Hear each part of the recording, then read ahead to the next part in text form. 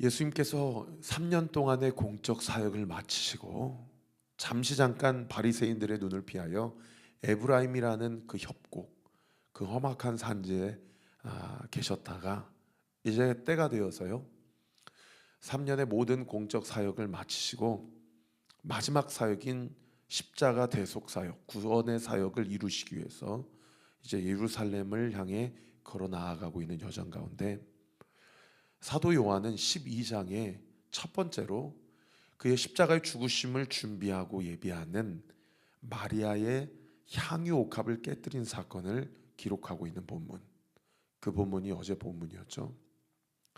자, 그러고 나서 오늘 본문 9절에 예수님께서 수많은 인파의 환영과 그 환호 속에서 종려나무 가지를 흔드는 그 군중들 사이로 예루살렘 성에 당당하게 입성하시는 개선 장군으로서 사망 권세를 이기시고 정복하시고자 예루살렘에 입성한 그 본문이 바로 오늘 본문이라고 볼 수 있겠습니다.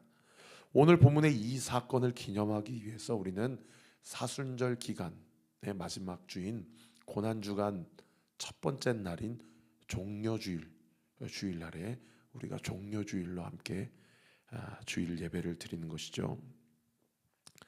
자, 오늘 9절부터 제가 쭉 주의하겠습니다. 유대인의 큰 무리가 예수께서 여기 계신 줄을 알고 왔다. 여기는 어디입니까? 바로 베다니 나병 환자 시몬의 집이죠. 베다니를 이야기하는 것입니다. 베다니의 나병 환자 시몬의 집에서 마리아가 300데나리온이나 되는 향유 옥합을 깨뜨려서 예수님의 죽으심을 예비하는, 준비하고 기념하는 그런 개인적 예배를 예수님께 온전히 드렸어요. 그래서 예수님께서는 어제 본문에서 요한복음에는 기록되어 있지 않지만 마태와 마가에는 이 여인이 한 일이 복음이 전파되는 모든 곳곳마다 기념되게 될 것이다 라고 이 여자를 칭찬하시고 복을 주셨죠. 어떻든 이 예수님과 제자들뿐만 아니라 이 당시 많은 유대인들이 예루살렘으로 모여드는 상황이었습니다. 왜냐하면 이제 유월절이 코앞으로 다가왔기 때문이고요. 세례 요한이 이야기한 것처럼 보라, 이 사람은 세상 죄를 짊어지고 가는 하나님의 어린 양이다 라는 그 예언을 성취하시기 위해 인류의 모든 죄악을 홀로 다 담당하시고 십자가의 대속 제물로 하나님께 온전히 바쳐지시기 위해서 하나님의 어린 양으로서 이제 유월절을 기다리고 계시는 그 상황 가운데 많은 사람들의 귓가에 어떤 소문이 들렸습니까? 여기서 3km만 가면 베단인데 세상에 거기에 죽은 자를 살리신 예수라는 사람이 있다더라. 그리고 그렇게 시체 썩은 냄새가 날 정도로 부패한 상황 가운데서도 그 예수님께서 살리신 나사로라는 사람도 같이 있다더라. 이 소문을 들은 거예요. 그러니까 3km밖에 안 되니까요, 예루살렘에서 유월절을 지키려고 왔던 유대인들이요, 좀 몇 걸음 더 걸어가지고 그 베다니에 방문했다라는 거죠. 그리고 그들의 목적이 무엇이라고 요한이 회고하고 있습니까? 9절 하반절에 보셔요. 이는 예수만 보기 위함이 아니요 죽은 자 가운데서 살리신 나사로도 보려 함이로라. 그러니까 예수님도 보고 나사로도 봄으로 정말 이 사람이 유대인의 왕이고 이 사람이 사망 권세를 이기시고 죽은 자도 살리신 하나님이 보내신 사람이다 라는 것을 눈으로 보기 위해서 예루살렘으로 온 마당에 베다니까지 와서 내가 선지자 예수도 보고 다시 살아난 나사로도 한번 보겠다고 그렇게 베다니에 방문을 하게 되는 것이죠. 이런 일들이 있으니까 예루살렘의 종교 기득권 세력들, 특별히 대제사장과 바리새인들이 10절에 어떻게 모의합니까? 대제사장들이 나사로까지 죽이려고 모의했다. 이 사람들이 그 모든 시선과 주안점이 예수님과 나사로에 모여지고, 그리고 기득권을 누리고 있는 종교 기득권 세력들에 대해서는 불신이 팽배해지니까 이 종교 기득권 세력들, 대제사장들과 바리새인들이요, 예수만 죽이려고 결정한 것이 아니고 나사로까지 죽이겠다. 무슨 얘기예요? 자기의 기득권을 가져가려고 하는 자는 예수든 나사로든 누구든 가만히 있을 수 없다. 이렇게 혈안이 되어 있다는 것을 알 수 있는 그런 대목이고죠. 그러나 반대로 11절에 보세요. 나사로 때문에 많은 유대인들이 가서 예수를 믿었다라고 그렇게 기록하고 있습니다. 여러분 9절부터 11절까지 우리가 말씀 묵상하면서 두 가지를 우리 자기 자신에게 한번 질문해 보아야 합니다. 첫 번째, 나는 예수님을 믿으면서 내 안에 있는 기득권을 내려놓고 주님을 따르고자 하는가? 내 안에 있는 예수가 아닌 다른 것을 주인 삼음으로써 내가 그것을 주인 삼고 예수님을 믿는다고 말은 하지만 결국 예수님을 치우려고 하거나 예수님을 대적하려고 하는 그런 경우에까지 이루고 있는 것은 아닌가, 이렇게 한 번쯤 자기 자신의 믿음을 점검해 보아야 될 것이고요. 그런가 하면 두 번째로 누구를 통해서 예수님을 믿었대요? 나사로를 통해서 예수님을 믿었다는 거예요. 그러니까 나사로는 살아있는 것만으로도 누구를 증언하는 삶이에요? 예수님을 증언하는 삶이에요. 할렐루야. 왜요? 이미 죽었던 사람인데 누가 살려주셨어요? 예수님이 살려주셨어요. 그러니까 예수님이 살아난 것은, 나사로가 살아난 것은 예수님께서 자기를 살리셨다라는 것을 증거하는 강력한 증거 자체가 자신의 삶 자체라는 것을 우리가 알 수 있는 그런 대목이죠. 여러분 여기서 우리가 무엇을 깨달을 수 있습니까? 따라합시다. 나는 나사로입니다. 나는 나사로입니다. 한번 따라해 주세요. 내가 나사로입니다. 내가 나사로입니다. 여러분 우리도 마찬가지예요. 사도 바울이 갈라디아서 2장 20절에 고백한 대로 우리는 이미 그리스도와 함께 십자가에 못 박혀 죽었습니다. 할렐루야. 그런데 우리가 이렇게 사는 것은 뭐예요? 하나님의 아들을 믿는 믿음 안에서 산다는 거예요. 그러니까 우리가 사는 것 자체가 무엇을 증언하는 삶이에요? 예수 그리스도를 증언하는 삶이 되어야 한다는 거예요. 할렐루야. 여러분 우리의 정과 욕심, 우리의 생각, 마음과 우리의 모든 입장들, 오늘 이 아침에 이 하루를 시작하면서 다시 한번 십자가에 못 박고 내 삶이 나를 드러내는 삶, 내가 원하는 삶을 구현하는 삶이 아니라 나를 살리신 예수님을 드러내는 삶, 나와 함께 하시는, 나와 동행하시는 예수님을 드러내는 삶 되게 되시기를 우리 구주 예수 그리스도 이름으로 축원합니다. 그래서 어떻게 해야 돼요? 나를 통해서 예수님을 믿는 자들이 생겨나는 것이 마땅한 우리의 삶의 열매죠. 나사로가 성경 어디에도 나사로가 이런 발언을 했다더라 이런 구절이 없다니까요. 그냥 나사로는 침묵하고 그냥 숨만 쉬고 있는데 많은 사람들이 나사로만 봐도 누구를 믿었어요? 예수님을 믿었다는 거예요. 전승에 의하면 이 나사로는 나중에 키프로스, 이 사도행전의 구브로라고 하죠, 이 바나바의 고향인데 키프로스까지 가서 복음을 전하다가 순교했다, 그렇게 알려져 있어요. 사랑하는 성도 여러분, 많은 말을 하지 않아도 내가 살아있는 것만으로 나를 살리신 예수 그리스도를 온전히 증언하는 저와 우리 모든 온리교회 성도님들 되시기를 우리 구주 예수 그리스도 이름으로 축원합니다. 자, 그 다음 12절부터 쭉 주의하겠습니다. 그 다음 날이 됐어요. 명절, 이 6월절이 된 겁니다. 온 큰 무리가 예수께서 예루살렘으로 오신다는 것을 듣고 무엇을 가지고 맞으러 나갔다고 이야기합니까? 종려나무 가지를 가지고 예루살렘 성에 입성하시는 예수님을 본 거예요. 예수님이 베다니 마을을 떠나서 겟세마네 동산을 지나서, 감람산이죠, 그리고 그 언덕길을 내려가서 예루살렘 동문으로 지금 입성을 하고 있는 그런 본문인 거예요. 이때 많은 사람들이 종려나무 가지를 꺾어가지고 흔들면서, 이 종려나무는요, 여러분 동남아시아 가면 흔히 볼 수 있는 야자수, 그게 종려나무입니다. 제가 한 몇 년 전에 제주도 휴가를 갔다 왔는데 제주공항 앞에도 종려나무가 있더라고요. 이 종려나무는 지중해 근한에 많이 분포되어 있는 나무예요. 이 종려나무가 의미하는 것이 딱 두 가지인데요. 첫 번째는 승리를 의미하고요. 두 번째는 peace, 평안과 평강을 의미합니다. 그러니까 예수님이 예루살렘 성에 입성했을 때 이스라엘 백성은 종려나무 그 가지를 흔들었다는 얘기는 무슨 얘기예요? 이제 로마의 압제에서 우리를 승리하게 하시고 우리나라 민족을 독립시켜 주시겠구나라는 어떤 그런 정치적인 의미가 담겨 있는 세레모니죠. 그런가 하면 예수님이 누구로 오신 거예요? 평강의 왕, 평화의 왕으로 오셨다는 것을 상징하는 그런 영적 의미가 동시에 내포되어 있는 그런 퍼포먼스입니다. 그런데 사람들은 다 어떤 의미에서 예수님을 맞이해요? 정치적 메시아로 예수님을 맞이하는 거예요. 근데 예수님은 무엇을 위해 오셨습니까? 본디오 빌라도를 뒤집어 엎고 로마 정권으로부터 그 압제를 다 뒤집어 엎어서 이스라엘이란 나라를 건국하고자 예루살렘 성에 입성하셨습니까? 아니에요.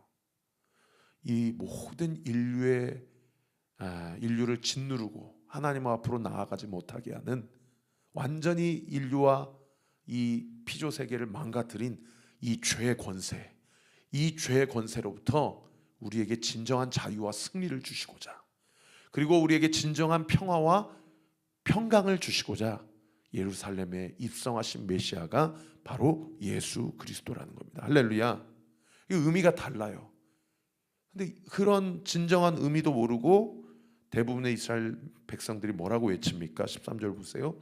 호산나 찬송하리로다. 주의 이름으로 오시는 이 곧 이스라엘의 왕이시여 하더라라고 얘기해요. 여기 호산나라는 뜻은 무슨 뜻입니까? 호쉐나라는 이 히브리 말을 헬라어로 음역한 것이죠. 하나님은 구원하시는 하나님이십니다. 오 주님 나를 구원하소서, 이런 뜻이에요. 구원이라는 뜻이에요. 그러니까 구약 성경의 여호수아 혹은 호세아 이런 단어와 같은 어원을 가지고 있는 그런 단어가 호산나입니다. 그러니까 이스라엘 백성은 종려나무 가지를 흔들면서 호산나 어서 오시옵소서라고 고백한 그 호산나는 무엇으로부터 구원을 이야기해요? 정치적인 압제로부터의 구원을 이야기해요. 그런데 예수님은 무엇으로부터 구원을 하기 위하여 우리 가운데 오셨습니까? 죄 문제, 영적인 문제로부터 우리를 구원하시기 위해서 이 땅 가운데 오셨다라는 겁니다. 사랑하는 성도 여러분, 지금 이 시대도 마찬가지예요. 정치적인 또는 군사적인 어떤 힘에 의한, 또는 어떤 돈과 만몬에 의한, 또는 권력과 명예에 의한 그런 메시아, 그런 믿음을 가지고 신앙생활을 하는 사람들이 있어요. 그것을 쫓고 그것을 관철시키기 위해서 예수님을 믿는, 교회를 다니는 사람들이 있다고요. 그런 사람들에게는 구원하시는 예수여, 나를 이것으로부터 구원하소서 라고 하는 그 의미가 성경이, 말씀이 이야기하는 구원과는 전혀 맥락이 다른 구원이라는 것. 우리 안에 어쩌면 이런 인본주의나 어떤 물질 만능주의 또는 자기중심주의의 어떤 신앙이 있지는 않은가. 우리가 그것을 소위 이 기복주의 신앙을 가지고 주 앞에 나아가고 있는 것은 아닌가. 우리 자신을 내면을 좀 돌아봐야 됩니다. 여러분, 예수님은 우리에게 돈을 주시기 위해서 이 땅 가운데 또는 우리네 삶 가운데 찾아오신 것이 아니고요, 권력이나 명예를 주시고자 우리 가운데 오신 것이 아니고요, 죄로부터 자유케 하시고자 우리 가운데 오셨음을 믿으시기를 우리 구주 예수 그리스도 이름으로 축원합니다. 여러분, 이것을 인정하기 위해서 우리가 두 가지를 인정해야 됩니다. 하나는 뭐예요? 내가 죄인이라는 사실을 인정해야 되고요. 두 번째는 뭐예요? 예수 그리스도 외에는 답이 없다라는 사실을 우리가 인정해야 될 줄 믿습니다. 이렇게 예루살렘 성에 입성할 때 예수님은 어떻게 입성하시냐면 14절에 보시면 한 어린 나귀를 보고 타셔서 입성하셨다. 오늘 본문에는 기록되어 있지 않지만 병행본문인 마태복음 22장이나 마가복음 11장에 가면 베다니에서 출발하실 때 제자 두 사람을 불러다가 예루살렘 건너편 마을, 지금 동쪽 마을에 계시잖아요. 베다니가 서쪽 마을로 가서 예루살렘을 가로질러 가지고 거기 가서 묶여있는 나귀 새끼를 보게 될 텐데 그 나귀 새끼를 데려가라. 그 주인이 왜 이 나귀를 데려가려고 하냐 물은다면 주께서 쓰시겠다 하라. 그러면 내어줄 것이다 라고 하니까 제자들이 시킨 대로 하니까요, 주인이 이유도 묻지도 않고 따지지도 않고 나귀 새끼를 내어줘요. 이거 무엇을 상징합니까?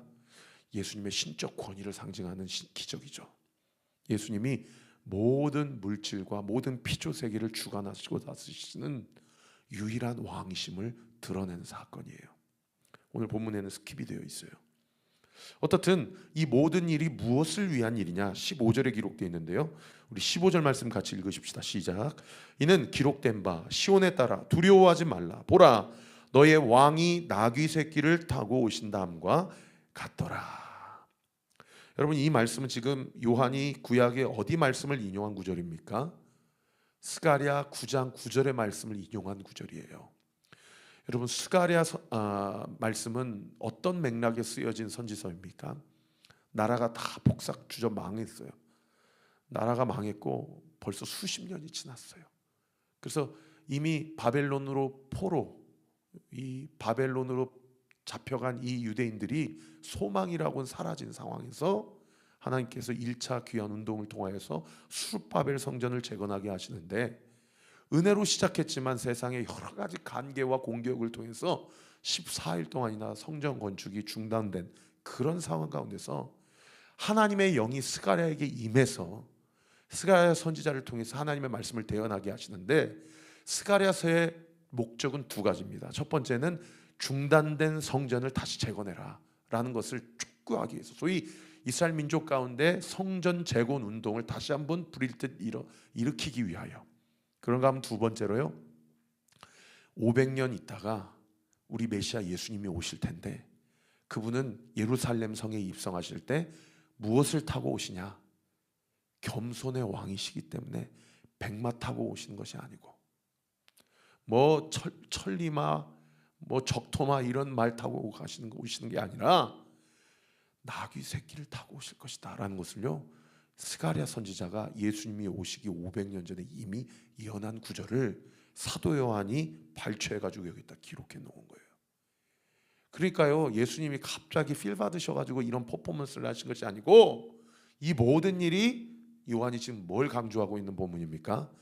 예수님이 약속대로 오셨고 할렐루야 약속대로 그 언약을 성취하시는 유일한 메시아라는 것을 성경을 통해서 지금 증언하고 있는 그런 본문인 것이죠. 여러분 빌립보서 2장에는 예수님이 겸손의 왕으로 오셨다고 기록하고 있어요. 겸손의 왕 너희 안에 이 마음을 품으라. 곧 그리스도 예수의 마음. 이 마음이 겸손의 마음이에요. 그는 근본 하나님의 본체시나 하나님과 동등됨을 취할 것으로 여기지 아니하시고 오히려 자기를 비워 종의 형체를 가지사 사람들과 같이 되셨고 사람의 모양으로 나타나사 자기를 낮추시고 죽기까지 복종하셨으니 곧 십자가에 죽으심이라. 그렇게 낮추니까 하나님께서 예수의 이름을 어떻게 하셨어요? 모든 이름에 뛰어난 이름을 주셨다는 거예요. 하늘에 있는 것들과 땅 위에 있는 것들과 땅 아래에 있는 모든 이름이 예수의 이름 앞에 무릎 꿇게 하시고 할렐루야 예수 그리스도를 주라 시인하여 하나님 아버지께 영광을 돌리게 하셨느니라. 믿으시면 아멘.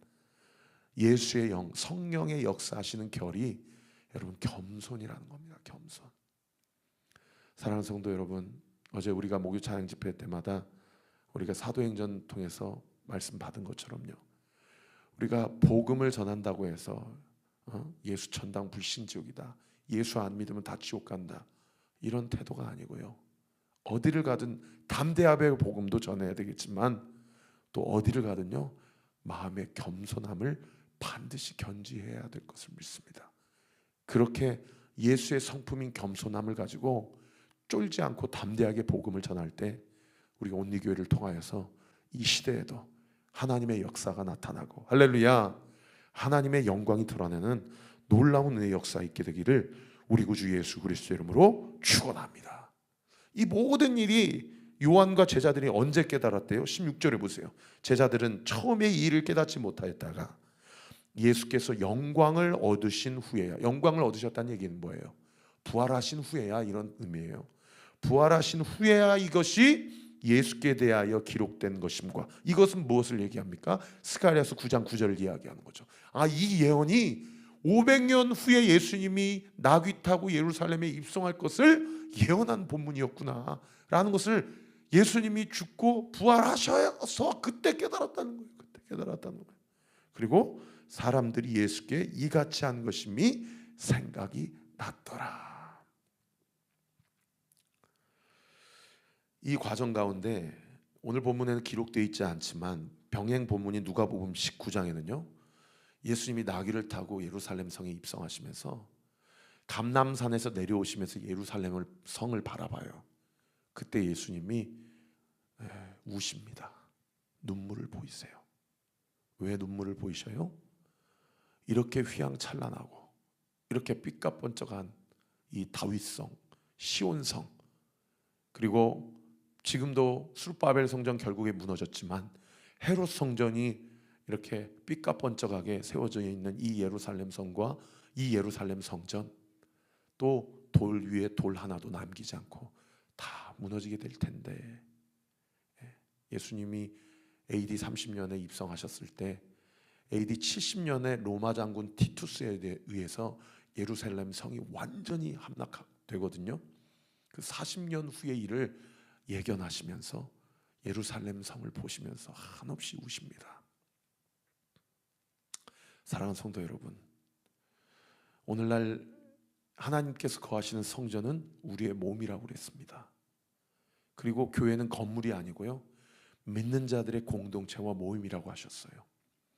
예수님이 우리 교회와 우리의 몸과 우리의 삶을 보면서 혹시나 울고 계신 것은 아닌지, 엉뚱한데 썩어질 것에 마음을 두고 거기에 혈안이 되어서 행여나 하나님의 뜻을 이루는 데는 전혀 관심이 없고 그렇게 사망을 향해 나아가는 것은 아닌가. 우리가 우리 자신을 예수님이 예루살렘 성을 바라보시며 우셨던 것처럼 우리를 보고 우시는 것은 아닌가. 온리교회를 보고 우시는 것은 아닌가. 이 땅의 한국교회를 보고 우시는 것은 아닌가. 변질되고 세속화된 그리스도인들을 보시면서 우시는 것은 아닌가. 우리가 두렵고 떨린 마음으로 오늘 이 말씀을 받아야 될 줄 믿습니다. 그러고 나서 이제 17절에 나사로를 무덤에서 불러내어 죽은 자 가운데 살리실 때 함께 있던 무리가 이제 예루살렘 성 안에 들어가서 유월절에 수많은 인파가 모였는데 거기서 이제 말을 옮기죠. 저 사람이 죽은 자를 살리신 분이다. 그리고 18절 보세요. 이에 무리가 예수를 맞으면 이 표적 행하심을 들었음이로라. 야, 죽은 자도 살리셨으니 이제 로마의 압제로부터 우리를 독립시켜 주시겠구나. 이런 막 허영에 들떠가지고 막 종려나무 가지를 흔들면서 오병이어를 통해서 5천 명을 먹였다니까 저 사람이 우리나라의 대통령이 되고 왕이 되면 우리 민족 절대 굶어 죽지 않겠고, 아무리 로마 제국이 아니라 어떤 제국이 쳐들어온다 해도 우리나라 망하지 않겠구나. 이제 이런 허영에 들떠서 막 예수님을 맞이하는 거예요. 근데 그 사이로 또 바리새인들은 19절에 뭐라고 얘기합니까? 바리새인들이 서로 말하되 볼지어다 너희 하는 일이 쓸데없다. 보라 온 세상이 그를 따르는도다 하고 이렇게 입맛을 다시고, 야, 저 사람 어떻게 잡아들이냐. 저 사람 잡아들이다가는 오히려 우리를 향한 폭동이 일어날 수 있겠다라고 하면서 지금 혀끝을 차고 있는 바리새인들과 종교 기득권자들의 이야기를 지금 기록하고 있는 그런 본문인 것이죠. 말씀의 결론을 맺겠습니다. 여러분, 오늘 본문에도 세 부류의 사람이 나와요.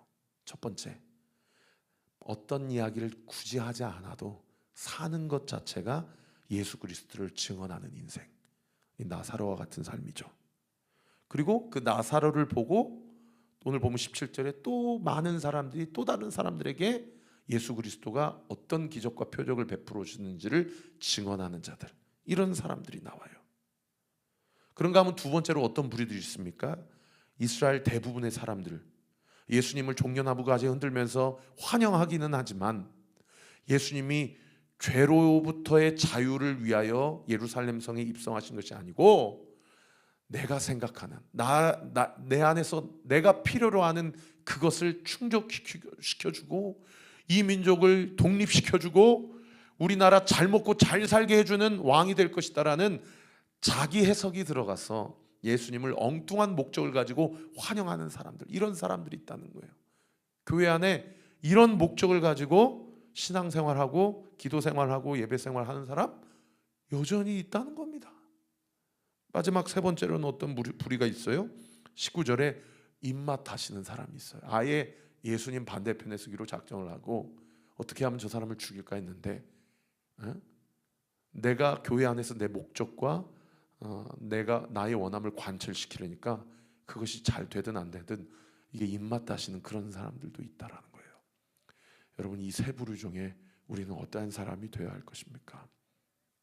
우리가 죽었지만 다시 살리심으로 나사로가 사는 것 자체가 예수님을 강력하게 드러내는 그 인생 자체가 되었던 것처럼 우리네 삶이요, 예수 그리스도가 죽은 나를 살리신 분임을 강력하게 드러내고 나를 살리신 것처럼 너도 예수 믿으면 살 수 있다, 그렇게 분명하게 전달하고 확신을 가지고 복음을 전하되 그러나 겸손한 마음으로 복음을 전달하는 저와 우리 모든 온누교회 성도들 되시기를 우리 구주 예수 그리스도의 이름으로 축원합니다.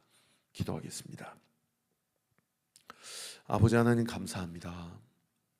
종려나무 가지를 흔들면서 수많은 환호성을 지르고 수많은 사람들이 모여서 아버지, 예수님이 예루살렘 성에 입성하셨지만 그분의 감정은 곧 무너질 예루살렘 성을 보면서 눈물을 보이시고, 또 어찌 종려나무 가지를 흔드는 유대인들의 속마음, 정치적 메시아에 대한 그 기대감을 주님이 어찌 모르셨단 말입니까? 그런 마음까지도 다 아시면서도 우리의 죄, 이스라엘 죄뿐만 아니라 인류의 모든 죄를 위하여 당당하게 예루살렘 성에 입성하셨던 예수님, 그 예수님이 예루살렘 성 안으로만 들어가신 것이 아니라 오늘 이 새벽에 주의 임재를 갈망하는 주의 모든 백성들과 성도들의 마음 가운데도 이미 들어가 계신 줄 믿습니다. 그 믿음 가지고 우리가 우리의 어떤 목적을 이루거나 우리의 뜻을 관철시키고자 신앙생활하는 그 수준이 아니라 오히려 하나님의 뜻, 예수님의 뜻이 내 삶 가운데 어떻게 일어날 수 있을지, 이루어질 수 있을지, 살아있는 것 자체가 사망 권세 이기시고 부활 생명을 분명하게 드러내신 예수 그리스도의 하신 일, 그리고 그분이 앞으로 그분이 하실 일들을 분명하게 증거하는 저와 우리 모든 온누교회 성도들 되게 하여 주옵소서. 이 새벽에 그 믿음 가지고 담대하게 복음 전하고 또 이 하루도 주의 뜻에 철저히 순종하며 살아가기를 따르는 우리 사랑하는 성도들의 삶 가운데 이 시간 예수의 이름으로 명하노니 우리 성도들의 기도가 주의 은혜 가운데 응답될지어다, 응답될지어다, 응답되게 될지어다 믿고 감사드리며 살아계신 예수 그리스도의 이름으로 기도하옵나이다. 아멘. 지금은 우리 구주 예수 그리스도의 은혜와 하나님의 사랑과 성령 하나님의 위로교통 충만하심이 주신 말씀 붙잡고 우리의 삶의 왕 되신 예수님, 그 예수님 바라보고 주와 동행함으로 주의 뜻을 온전히 이루기로 소망하고 결단하는 우리 사랑하는 온누교회 모든 성도들 머리 위에, 우리 교회를 위해 기도해 주시는 모든 기도의 동역자들 위에 지금으로부터 영원토록 함께 하시기를 간절히 축원하옵나이다. 아멘.